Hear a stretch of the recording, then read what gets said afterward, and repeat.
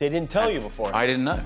I was like, oh, I guess I'm in the movie. When Avengers actors find out they're in the film from a live stream, something's off. Today, we're diving into the chaos behind Avengers Doomsday. Unfinished scripts, studio pressure, cast frustration, and why some stars are walking away. Is this the beginning of Marvel's biggest collapse yet? Let's break it all down. The mass exodus.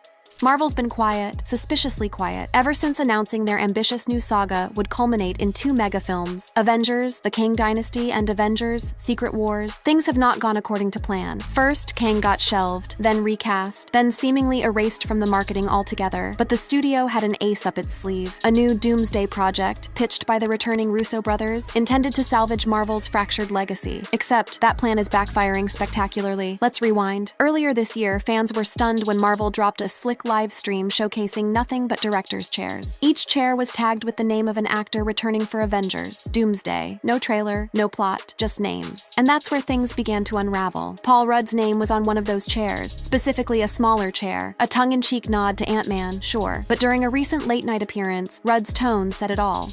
Much smaller. Yeah. Yeah, I guess Because I'm Ant-Man? Yes. I hope so. Yeah. I don't know. It's I thought, oh, that's clever. What starts as playful banter quickly turns uneasy. Because as Rudd explains, he had no idea what Marvel had planned, let alone why he was even being promoted for the film in the first place. There's always so much secrecy around Marvel projects, obviously. Yeah. But is there anything that you can tell us about the new movie? There is nothing that I can tell you. They are very secretive. That's not modesty. That's not NDAs. That's confusion. And it gets worse. Because Tom Hiddleston, aka Loki himself, echoed the exact same sentiment. I can exclusively tell you that I will be there. You will be there. That's good. Hey, that's something. Because it is something, and I'll tell you why. Because the cast of Thunderbolts was here, and they were too scared to say they were going to be in the movie, even though Marvel had already publicly confirmed that they were in the movie. I know.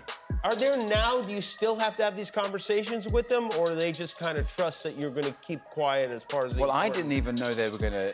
There was the big thing they released of all the names on the back of the chairs. They didn't tell you before. I didn't know.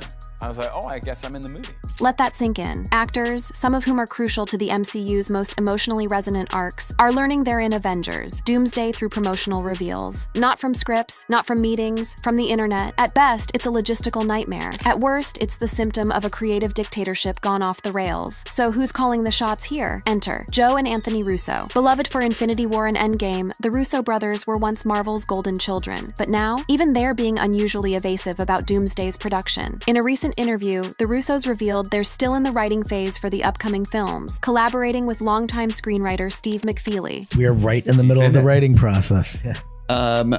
Is it Marcus and McFeely, or is it who is actually working on the script? It's Steve McFeely is writing the script. Right. I'm assuming you guys are intricately involved.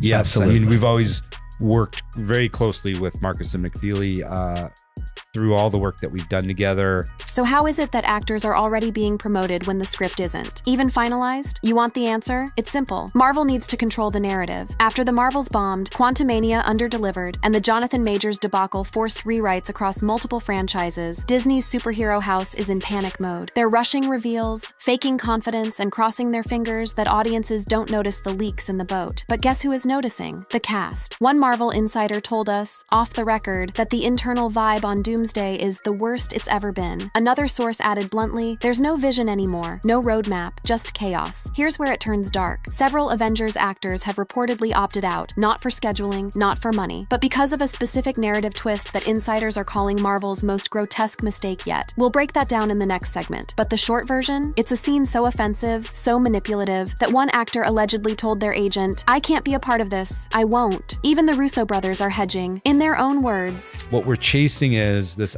idea that we felt there was more powerful storytelling to be done. And that's what motivated us. but does it motivate the people who have to live out that story on screen? Because there's a growing belief within the industry that Marvel Studios is sacrificing character integrity for spectacle, replacing arcs with cameos, replacing stories with AI-generated multiverse chaos. And the Avengers, they've had enough. And if you're thinking, well, maybe they just haven't read the script yet, you need to understand how deeply flawed this production has already become. These actors aren't just unaware, they're actively being left in the dark. Even the Russo brothers, the very directors characters Marvel brought back to steady the ship seem unsure of where it's headed. When asked about filming dates, the location, or even whether the cast is locked in, they dodged like politicians on trial. Do you know when, like, do you have a start date that you need to start filming this first one? We do. I like that. I know it's next year, so it's just a question of, so you're not going to tell me. Well, it's in the spring. Except here's what they didn't say. That spring filming schedule, it's already being pushed. Multiple reports now suggest internal reshuffling of production blocks, VFX pre-builds being paused, and entire fight sequences being restructured without knowing which characters will even be present. This is not how you make a movie. This is how you scramble to save one. And behind the scenes, tempers are flaring. According to a leaked crew memo circulated between second unit teams in Atlanta, there's already a code name floating around the set. Not Doomsday, not Secret Wars. They're calling this mess Project Fog, as in no one can see through it. An anonymous key grip reportedly said, "We've worked Marvel films for a decade. This is the most confused, disorganized, and creatively broken we've ever seen them. People are pissed, people are scared, and that's why the mass exodus began. Not because the actors hate Marvel, but because Marvel has become unrecognizable. This wasn't the promise. They signed on for character-driven arcs, mythic storytelling, cinematic legacy. Now, they're being handed green screen schedules and told they'll learn their arc in post. You can feel it in the air. This isn't excitement anymore, it's dread. Even the live fan reveals, the chairs, the hashtags, the fake hype, felt empty, like a party thrown by a host who forgot to order food. The actors see it, the crew sees it, and now, finally, the fans are starting to see it too. The secret scene that broke the Avengers. It wasn't just one argument. It wasn't just creative differences. It was a scene. One specific high-level sequence planned for Avengers, Doomsday. One so disturbing, off-brand, and emotionally grotesque that it allegedly led to multiple cast members telling their agents, "Get me out of this before the public finds out I was ever involved." According to 3 insiders familiar with the early drafts of the Doomsday script, the tipping point for this revolt was a moment that sought to permanently erase the legacy of past Avengers to make way for a new generation. And we're not just talking metaphorically. In one version of the script, described as leaked but accurate, the old Avengers were slated to be brutally and meaninglessly killed in a multiversal incineration scene that would collapse all known realities into a single Disney-controlled timeline. Their deaths? Unheroic. Off-screen. No closure. Reportedly, the only survivors of this cataclysmic event were characters from Disney's newer, less successful MCU projects. This would have effectively retconned over a decade of fan investment in characters like Tony Stark, Steve Rogers, Black Widow, and even Loki, all sacrificed at the altar of what one insider called Disney's brand refresh agenda. To quote a crew member who asked to remain anonymous, they basically wanted to nuke everything the fans loved so they could shove the Disney Plus lineup into the spotlight. Characters nobody asked for, leading stories nobody wanted. The backlash behind the scenes was immediate. Paul Rudd, who has long been a loyal Marvel ambassador, suddenly became noticeably colder in press appearances. Watch how he deflects here when asked to comment on the movie's plot. There's always so much secrecy around Marvel projects, obviously. Yeah. But is there anything that you can tell us about the new movie? There is nothing that I can tell you. It's not secrecy, it's discomfort. Tom Hiddleston's reaction, when asked about his role in Avengers Doomsday, is even more revealing. I can exclusively tell you that I will be there. You will be there. That's good. Hey, because it is something, and I'll tell you why. Because the cast of Thunderbolts was here, and they were too scared to say they were going to be in the movie, even though Marvel had already publicly confirmed They had, yeah. that they were in the movie. I know. Are there now, do you still have to have these conversations with them, or do they just kind of trust that you're going to keep quiet as far as the Well, I important- didn't even know they were going to... There was the big thing they released of all the names on the back of the chairs. They didn't tell you before. I didn't know. I was like, oh, I guess I'm in the movie. These actors aren't hyping a film, they're distancing themselves from it. And the studios, they've taken notice. Reports from inside Marvel Studios say a flurry of emergency meetings were held just weeks after the cast chairs were revealed online. Among the agenda items, renegotiating actor contracts, delaying the final script's lock-in date, and quietly removing controversial narrative elements. But for some actors, the damage was already done. A notable example is Brie Larson, who has been increasingly vocal about her dissatisfaction with Marvel's evolving priorities. While she's yet to publicly confirm a departure, multiple insiders suggest she has refused to shoot additional scenes for Doomsday unless significant rewrites are made to Captain Marvel's role. Others have taken more drastic measures. At least 2 actors from the original Avengers lineup, whose names remain confidential, have allegedly sent formal termination notices to Disney's legal department, citing misrepresentation of character continuity as a violation of their original agreements. What that means in plain English? Disney sold them on one movie, then switched the story behind closed doors. Avengers. And legally, that's a minefield. So, who's responsible? It all comes back to Kevin Feige, the longtime Marvel Studios president and creative lead. Feige's tenure has been largely praised, but in recent years, his decision-making has raised eyebrows, especially following Disney's massive pivot to streaming, which forced Marvel to produce content at an unsustainable pace. A scathing piece in Variety revealed that Marvel's assembly line approach to filmmaking has left even top-tier talent feeling exhausted, undervalued, and confused. And now, it's imploding. According to one report, Feige greenlit the original Doomsday arc without full cast buy-in, relying instead on contractual technicalities to push the film forward. But here's where it gets worse. Not only did Feige approve this controversial direction, but he allegedly did so knowing it would alienate key franchise actors. Because in the end, the real goal of Doomsday wasn't to tell a story, it was to reboot the brand. They want to phase out the old guard, said one Marvel VFX employee, but they don't know how to do it without a bloodbath. Let's go deeper. The Avengers Doomsday script, according to leaked outlines, features a scene in which multiversal variants of the OG Avengers are destroyed by their own replacements. This includes an Ironheart variant disintegrating a fading Tony Stark, Captain Marvel vaporizing a Steve Rogers from an alternate timeline, a Loki variant watching himself die. Again, it's shock for shock's sake. It's designed for trailer moments, and for actors who've built their careers and emotional arcs over a decade, it's beyond insulting. Now consider this. The Russo brothers, who were once praised for giving Tony Stark the perfect send-off in Endgame, are now overseeing a script where that same legacy is annihilated in seconds. It raises the question, why did they come back? They were asked that point blank in a recent interview. I mean, look, on some level, those movies can seem intimidating because they were such successes. But what motivated us to come back wasn't, we're not chasing that. What we're chasing is this idea that we felt there was more powerful storytelling to be done. It sounds noble, but when paired with the chaos erupting backstage, it feels hollow. Even the Russo brothers themselves sound cagey when asked about the exact production details. But do you know when, like, do you have a start date that you need to start filming this first one? We do. I like that. I know it's next year, so it's just a question of, so you're not going to tell me. It's in the spring. Why the hesitance? Why the vagueness? Because the cast isn't the only thing crumbling. Sources close to the film's production now claim that filming has been delayed indefinitely, as Marvel Studios scrambles to regain control of the narrative. One insider described the current script as a Frankenstein monster, cobbled together by multiple writing teams over the past 2 years, none of which had full access to the final cast list. The result? A script no one wants to act in. Digital Avengers and the final betrayal.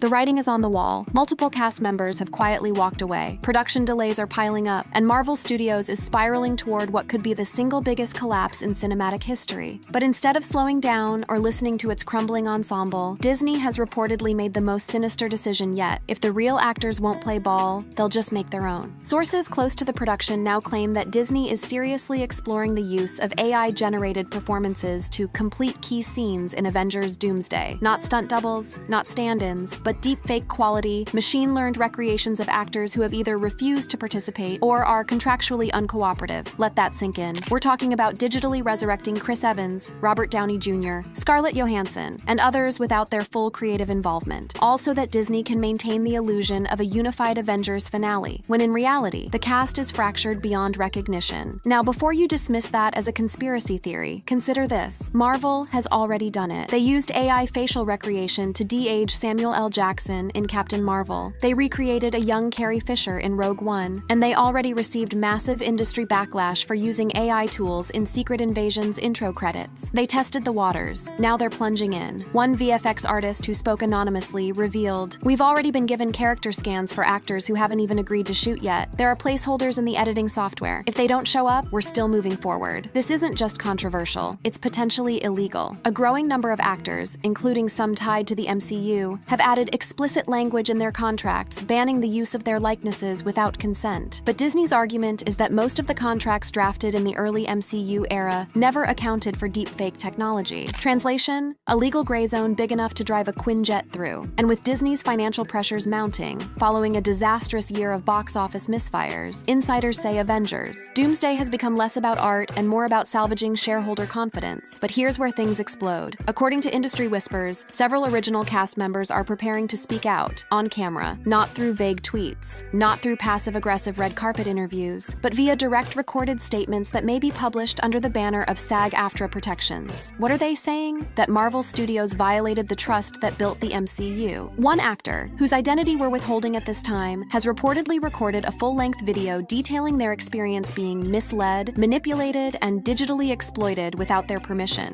The video, we're told, is being held in reserve by a major media outlet awaiting legal clearance. Another cast member is allegedly working with a top-tier entertainment lawyer to draft a class-action-style brief against the studio, arguing that the Doomsday project represents a gross misuse of legacy talent for short-term IP extension. But you want to know the worst part? Disney might not care, because Doomsday, according to internal strategy decks leaked to the press, isn't just a movie. It's a launch pad for Phase 7, an attempt to fully decouple Marvel's future from its past. A hard reset, new faces, new branding, new everything. And to get there, they're willing to burn down everything that came before, even if that means erasing beloved characters through AI, even if it means alienating actors who bled, cried, and broke bones for their roles, even if it means rewriting history, one multiversal glitch at a time. Remember that now infamous quote, "Don't watch this."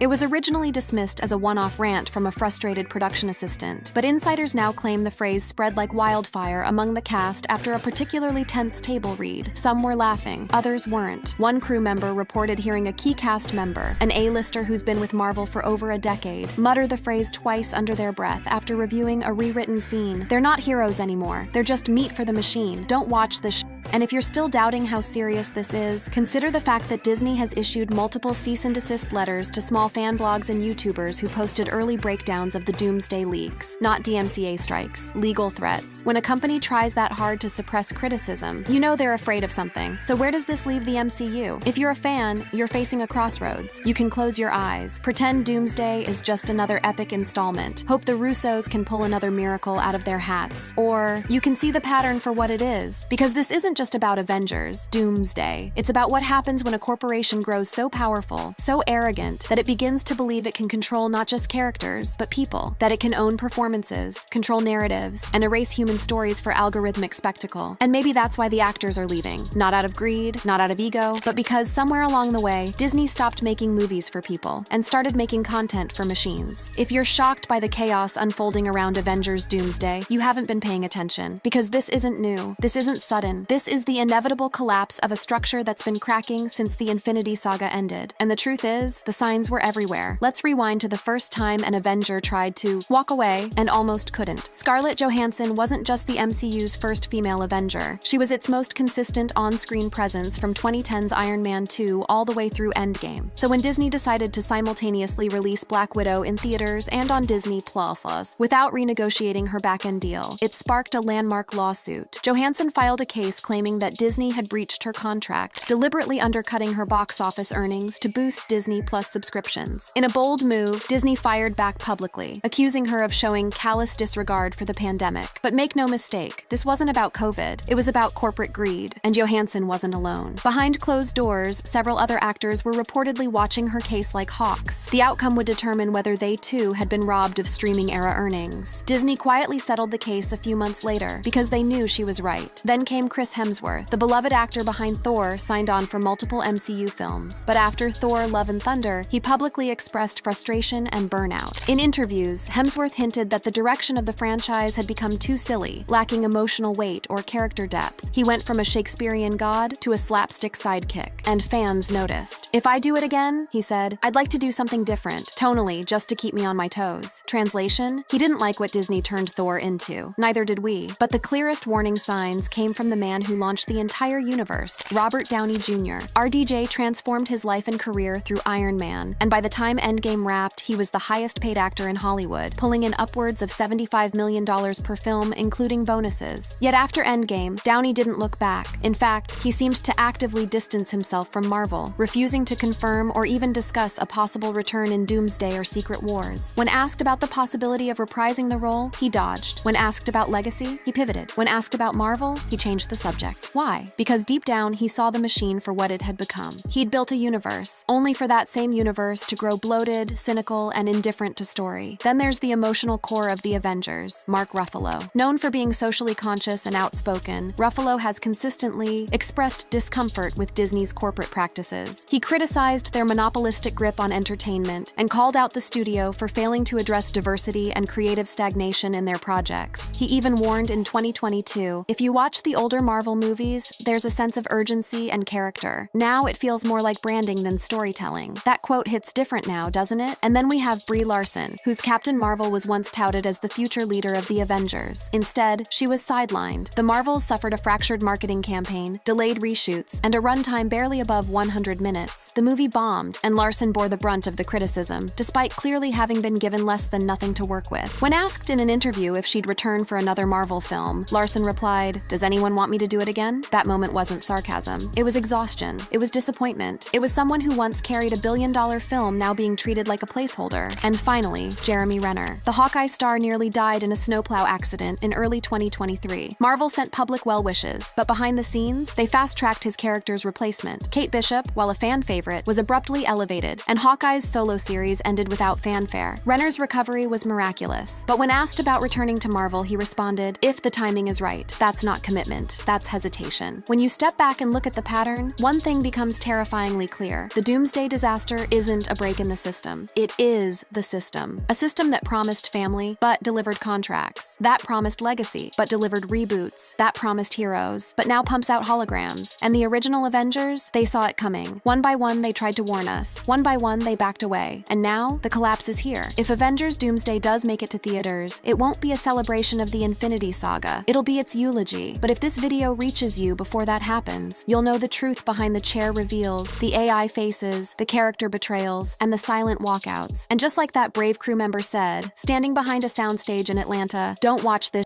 If Avengers Doomsday does eventually release, and right now that's a big if, it may feature familiar faces, iconic logos, and dramatic music. But look closer. Are those your heroes, or just their shadows? And maybe, just maybe, that cast member was right all along. Don't watch this Thank you for watching. If you enjoyed watching this video, click on one of the boxes playing on your screen to watch more similar content. Only half to Jeremy because I got ran over?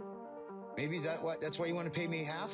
That one line had fans cheering and Disney scrambling. Jeremy Renner clapped back hard after Disney allegedly tried to lowball him for Hawkeye Season 2, offering only half his original salary after a near-fatal accident that left him with 38 broken bones. And he didn't stop there. He said a whole lot more. Let's break it down. The savage sentence that shook Disney. Did you think I'm only half the Jeremy because I got ran over? With this single scathing question, Jeremy Renner Hawkeye to millions of Marvel fans worldwide delivered what many are calling a devastating blow to Disney, highlighting the callousness of one of the world's largest entertainment companies. In a shocking revelation during a May 2025 interview on the High Performance podcast, Renner disclosed that Disney had offered him half his original salary to reprise his role as Hawkeye for any Plus series. Asked me to do Season 2, and they offered me half the money. I'm like, wow, it's going to take me twice the amount of work, it's a lot of money. And so 8 months of my time, essentially. And to do half. What makes this offer particularly egregious is the timing. It came after Renner's near-fatal snowplow accident in January 2023, an event that left him with over 30 broken bones and a grueling recovery process. The implication behind Disney's offer seemed clear to Renner. His value had somehow diminished because of his... Why? Did you think I'm only half the Jeremy because I got ran over? Maybe that's why you want to pay me half of what I made in the first season? I'm like, I don't get it. I'm like, go fly a kite. The power of Renner's response lies not only in its directness, but in what it represents. A man who faced death, endured an excruciating recovery, and emerged with an unwavering sense of his worth. This wasn't just about money. It was about respect and recognition for an actor who has given over a decade of his career to building the Marvel Cinematic Universe as one of the original 6 Avengers. Renner emphasized that he wasn't seeking a raise, merely the same compensation he had received for the first season. "I didn't ask for any more money, mind you, right? It's just pay me what I made the first season," he explained, highlighting the reasonableness of his position. The offer was particularly insulting, considering that the second season would require twice the amount of work and an 8-month commitment, all for half the pay. I'm not going to go torture my body and risk permanent damage somewhere.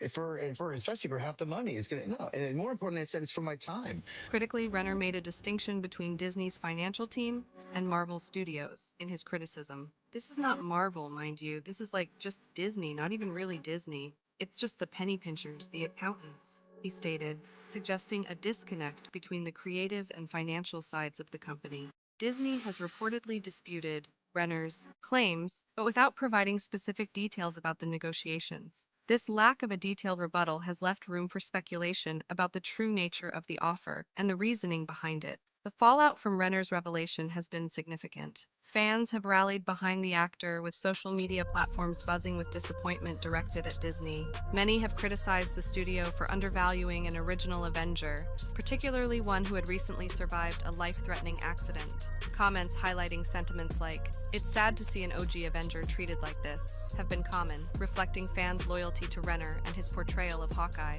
Industry observers have noted that Marvel is attempting to reduce costs, which may be part of a larger trend in the entertainment industry, especially for streaming content. However, this cost-cutting approach has raised questions about the future of Hawkeye without its original lead and the potential impact on the broader MCU. Despite declining the current offer, Renner has expressed that he would be open to reprising the role if offered fair compensation. "I still love the character, I still love to do it, but I had to defend myself," he explained, indicating that the door is not entirely closed for his return to the MCU. No, I still love the character. I still love to do it, but I had to defend myself. Do I have a right to say why? And I don't care what's happening over there in your accounting department. To fully appreciate the weight of Renner's savage sentence and why it resonated so powerfully, we need to understand the harrowing journey that brought him to this point, a near-death experience that forever changed his perspective on life, career, and personal worth. The accident that changed everything. January 1st, 2023, started as a typical New Year's Day for Jeremy Renner at his home near Lake Tahoe, Nevada. After days of heavy snowfall that Renner described as Snowmageddon, he was attempting to clear his driveway with his Piston Bully Snowcat, a 14,000-pound commercial vehicle typically used to groom ski slopes. And the setting's in Lake Tahoe, and it's New Year's, and we always have my family in New Year's, and we were snowed in for a few days. Sort of Armageddon, Snowmageddon, we called it, type of thing. So we had no power, no electricity, or nothing, and we were having a great time. But New Year's Day, it was gonna be sunny, so I had to clear the driveway so we can get out and get some fresh air and that type of thing. What happened next would change his life forever. While helping his nephew Alex move vehicles that were stuck in the snow, the Snowcat began sliding on the icy slope toward his nephew. In an attempt to warn him, Renner stepped out of the cab. When the machine continued sliding, he made a split-second decision to try to re-enter the vehicle to stop it. In this heroic but devastating moment, Renner was caught under the massive machine, which rolled over him like a tank over a log. The damage to his body was catastrophic. He broke over 30 bones, including 8 ribs broken in 14 places, a shattered right knee, broken jaw, clavicle, and orbital bone fractures. His skull cracked open, his eyeball came out, and he couldn't breathe properly due to his collapsed lung. Perhaps most remarkably, Renner remained conscious throughout the entire ordeal, fighting for each breath as he waited 45 minutes on the ice for emergency help to arrive. During this time, he made the conscious decision to focus solely on breathing, putting aside the shocking sight of his injuries.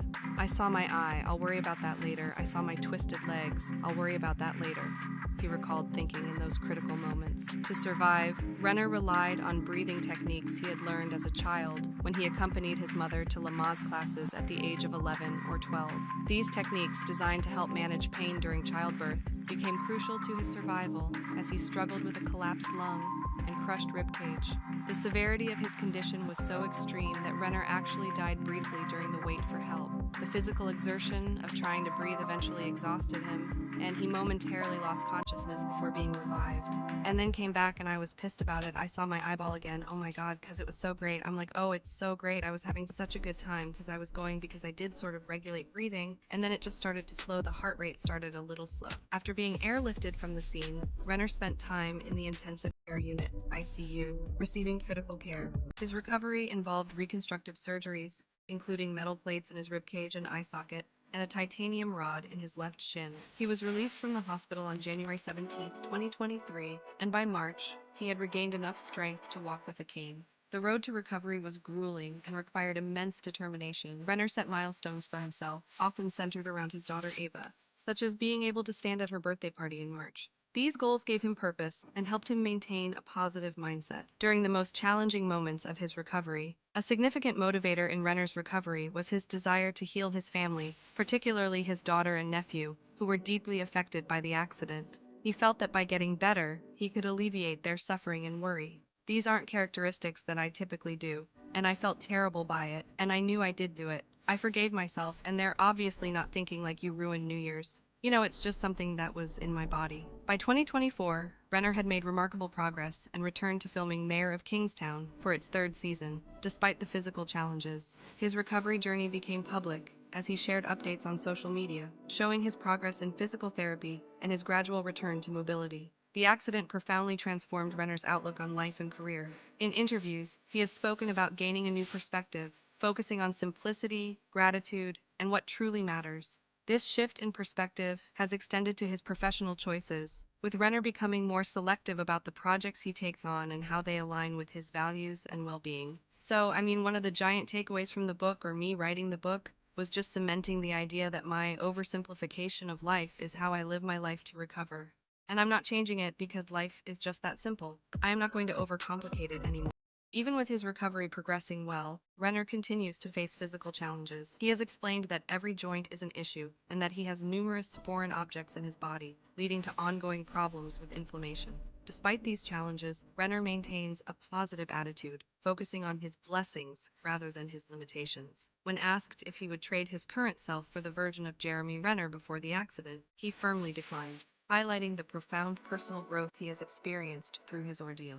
The publication of his memoir, My Next Breath, on April 29, 2025, marks another significant step in Renner's journey. The book, which details his accident and recovery, offers insights into the experiences that have shaped his current perspective and priorities. It was against this backdrop of extraordinary recovery and newfound perspective that Disney approached Renner with their insult offer for Hawkeye Season 2.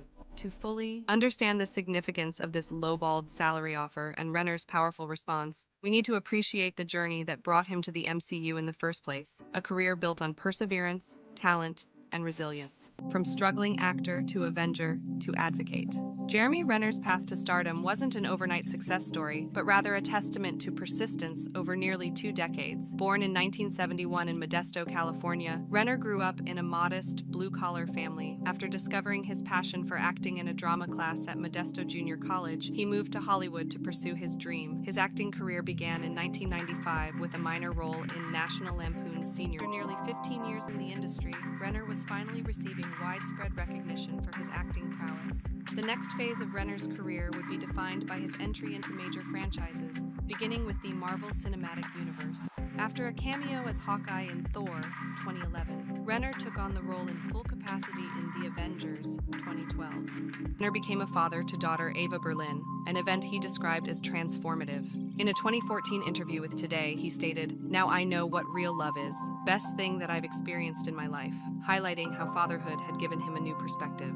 As Renner's career flourished, he balanced his involvement in blockbuster franchises with more character-driven roles. His life has also faced public scrutiny, particularly during his custody battle with ex-wife Sonny Pacheco over their daughter. In 2019, Pacheco alleged that Renner had threatened to kill her and himself, claims that Renner denied. The following year, he accused Pacheco of misusing funds from their daughter's trust fund, adding another public dimension to their dispute. Through these professional and personal challenges, Renner maintained his status as a respected actor. Then came the snowplow accident in 2023, which could have ended his career, but instead became a profound turning point in both his personal life and professional approach. The accident and subsequent recovery gave Renner a new perspective on fame.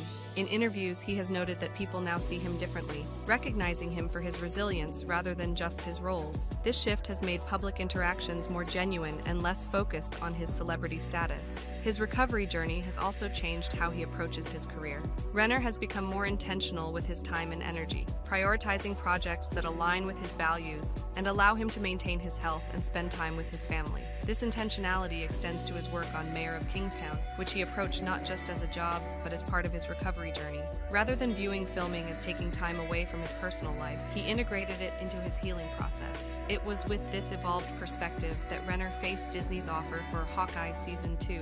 The reduced salary proposal wasn't just a business negotiation, it was a valuation of his worth that felt at odds with his journey and contributions. His savage sentence questioning whether Disney thought he was only half the Jeremy because of his accident cut to the heart of this disconnect. In many ways, this controversy exemplifies the complexities of navigating a career in Hollywood, where artistic passion, financial considerations, physical demands, and personal values often intersect in challenging ways. Renner's response to Disney's offer provides a glimpse into how these complexities are magnified when an individual has experienced a life-altering trauma.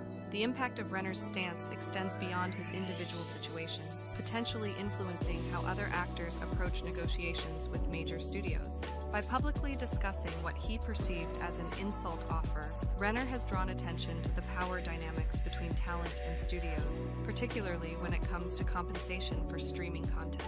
This dispute comes at a time when the entertainment industry is undergoing significant changes, with streaming platforms altering traditional compensation models and studios reassessing budgets in response to evolving audience habits. As reported by Business Insider, these shifts have led to tensions between talent and studios, as evidenced by Scarlett Johansson's lawsuit against Disney over the simultaneous release of Black Widow on Disney Plus and in theaters. For fans of the Marvel Cinematic Universe, the dispute raises questions about the future of Hawkeye as a character. While Renner has expressed willingness to return to the role under the right conditions, the current impasse suggests that we may not see him donning the bow and arrow again in the near future.